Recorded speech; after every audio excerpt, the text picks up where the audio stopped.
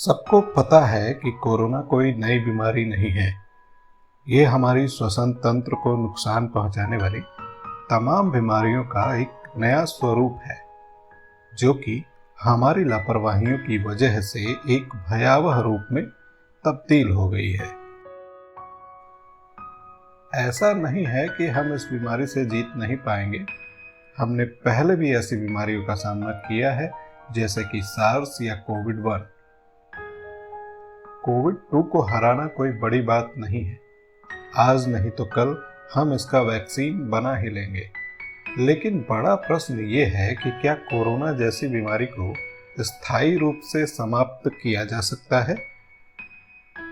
हालांकि इसका जवाब प्रत्येक मनुष्य को पता है, परंतु स्वीकार होते हुए भी अस्वीकार करने की जो प्रवृत्ति हम मनुष्यों में है, इसका जवाब कभी ना में नहीं होगा।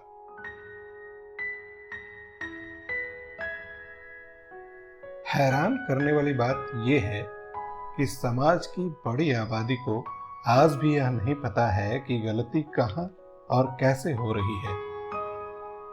जिस प्रकार से समाज का एक हिस्सा पृथ्वी का शोषण कर रहा है, वो दिन दूर नहीं जब चारों तरफ हाहाकार की स्थिति होगी। हम सभी ने बचपन में एक कहानी सुनी होगी, जिसमें एक व्यक्ति के पास सोने का अंडा देने वाली मुर्गी होती है और वो व्यक्ति ज्यादा अंडों की चाहत में उस मुर्गी का गला काट देता है और अंजाम आप सभी को पता है।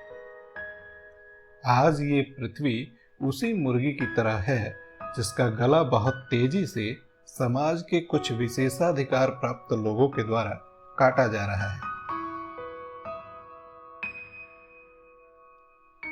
पृथ्वी का तापमान लगातार बढ़ रहा है। पृथ्वी पर पेड़ों की स्थिति दयनीय है। ओजोन परत का बड़ा हिस्सा खराब हो चुका है। ग्लेशियर्स पिघल रहे हैं। पीने योग्य पानी समाप्ति की ओर है। जनसंख्या लगातार बढ़ रही है और तमाम ऐसी स्थितियां बन रही हैं जिसे मानव समाज कभी पुरानी स्थिति में नहीं ला पाएगा। लेकिन जैसा कि मैंने पहले ही कहा कि स्वीकार होते हुए भी अस्वीकार करने की जो प्रवृत्ति हम मनुष्यों में है, हम कभी अपनी जिम्मेदारी स्वीकार ही नहीं करेंगे। प्लास्टिक एक छोटी सी जिम्मेदारी है मनुष्यों की। हर किसी को पता है कि प्लास्टिक के किसी भी रूप को कभी भी समाप्त नहीं किया जा सकता और हर रूप में यह नुकसानदायक ही है। लेकिन आज भी ना तो इसके उत्पादन में कोई खास कमी आई है और ना ही उपभोग में। यकीन मानिए, आज मानव समाज को अपनी जिम्मेदारी, अपनी नैतिकता, अपनी गलतियों को स्वीकार करने की आवश्यकता है। एक आंकड़ा यह भी है कि एक सामान्य पैसेंजर व्हीकल एक साल में लगभग 4600 किलोग्राम कार्बन डाइऑक्साइड उत्सर्जित करता है और मात्र भारत में 25 करोड़ 30 लाख से ज्यादा गाड़ियां रजिस्टर्ड हैं।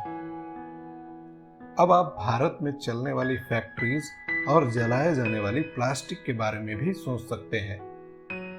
हैरानी इस बात में है कि इतनी बड़ी मात्रा में कार्बन डाइऑक्साइड की पर्यावरण में उपस्थिति से मानव समाज के श्वसन तंत्र पर क्या असर हो रहा है। समझना ये नहीं है कि कोरोना हम पर असर कितना कर रहा है।